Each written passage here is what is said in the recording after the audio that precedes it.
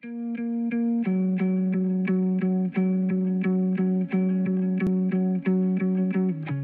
autre acteur est très important que vous pouvez aller voir en toute confidentialité et qui est susceptible de vous aider de manière différente. C'est évidemment le médecin du travail.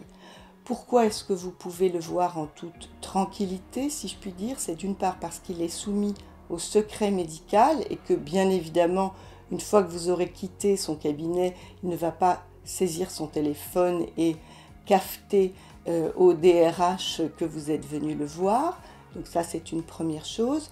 La deuxième chose, c'est que le médecin du travail sait des choses que vous ne savez pas, parce qu'il a reçu en effet d'autres confidences, d'autres salariés, et qu'il est capable de connecter toutes ces informations pour en faire une réclamation, une injonction auprès de l'employeur.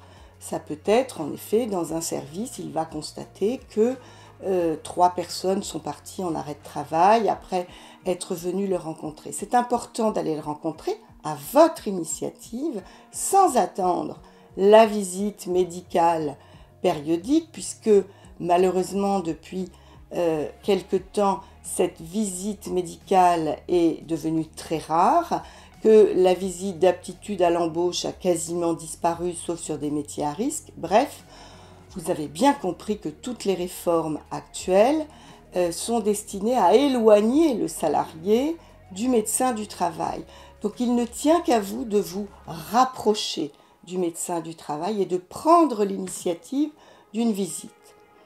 Ça peut bien sûr vous aider à y voir plus clair et ça peut aussi vous aider ultérieurement, puisque le médecin du travail prendra note de toutes vos doléances, de toutes les difficultés que vous rencontrez, et sur le plan de votre travail, et sur le plan de votre humeur, et sur le plan de vos somatisations éventuelles, puisque là aussi, vous l'avez compris, vous le savez, le corps manifeste ce que vous ne parvenez pas à dire.